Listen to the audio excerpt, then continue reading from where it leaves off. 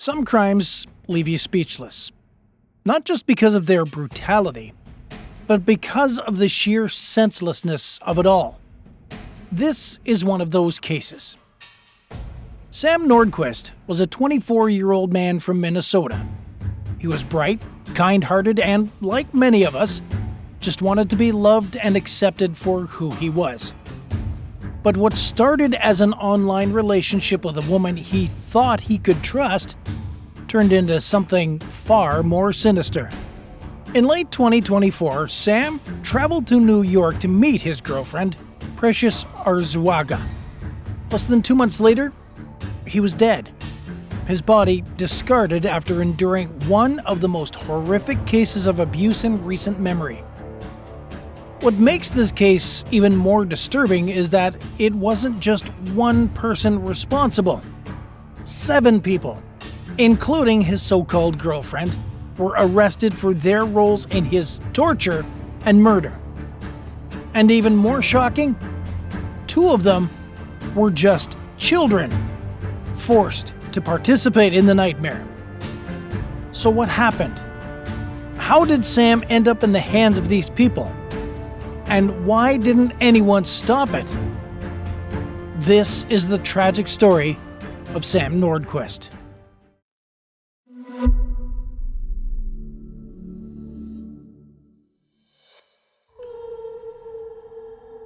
Sam Nordquist was like so many people in today's world, finding connection online.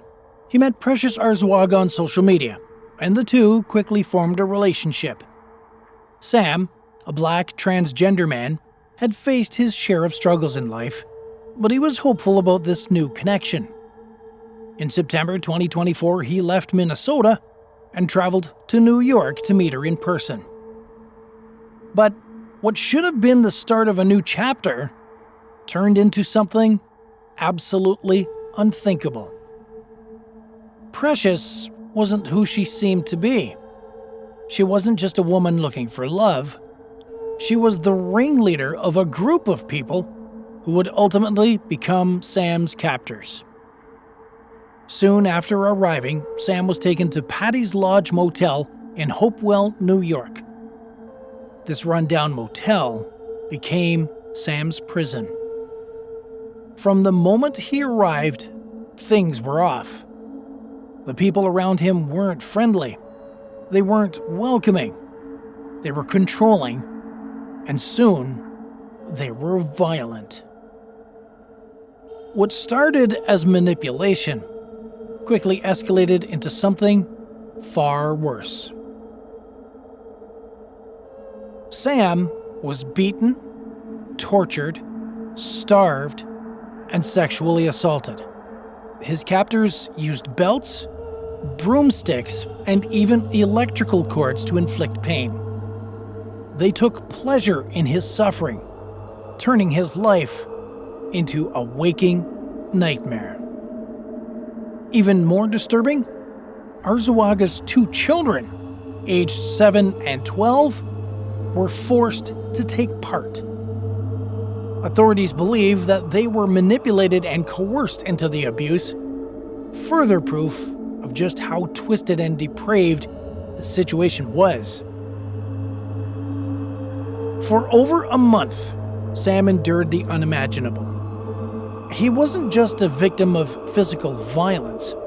He was psychologically broken, stripped of his humanity by people who saw him as nothing more than a plaything for their cruelty.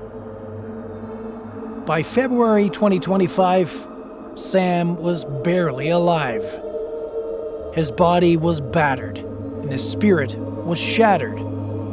His captors had no more use for him, so they did what they had always planned to do. They killed him. And then they got rid of his body like garbage. On February 16th, Sam Nordquist's body was found in Yates County, New York. The condition of his remains painted a horrifying picture of what he had endured. It didn't take long for police to trace the crime back to Patty's Lodge Motel, and the people who had kept him there. The arrests came swiftly. 7 people, including Arzuaga, were charged with first-degree murder, kidnapping, and torture.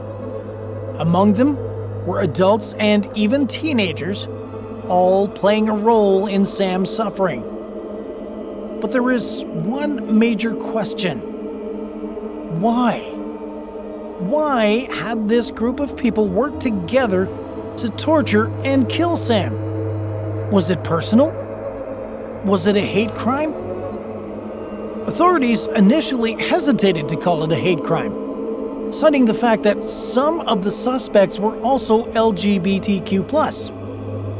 But for many, this wasn't just about Sam as a person.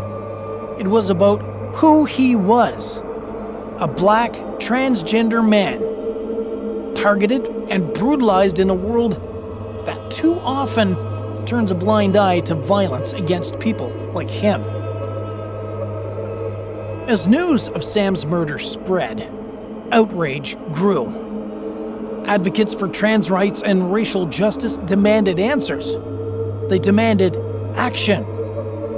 Sam's story echoed other brutal hate crimes in history. Cases like Matthew Shepard's murder in 1998. And yet, despite decades of progress, violence against transgender people remains a horrifying reality. The legal system now has the task of holding Sam's killers accountable. But justice for Sam isn't just about prison sentences. It's about changing the conversation. It's about making sure this doesn't ever happen again. Sam Nordquist was more than just a victim. He was a person with dreams, with hopes, with a future. And that future was stolen. The question now is, will we remember his name? Will we demand change? Or will we allow this to become just another tragic story in a long, heartbreaking history?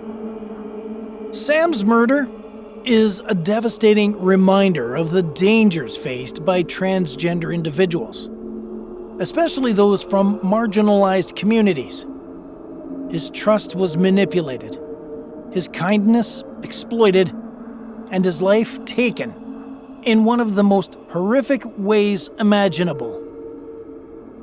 But Sam's story shouldn't just be a tale of tragedy. It should be a wake-up call. A call for better protection, better awareness, and a world where something like this never happens again. Justice for Sam Nordquist means remembering his name, remembering his story, and the reality of the violence that still exists today. The case against his killers is still unfolding. But no matter what happens, one thing is certain. Sam deserved better. That's the story of Sam Nordquist. It's a difficult one to hear, but it's an important one to tell. What do you think about this case? Does it remind you of other tragedies?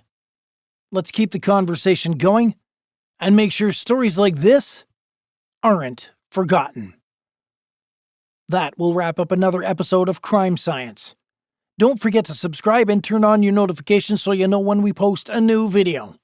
Please leave a like and share this story as well. I'll see you in the next one.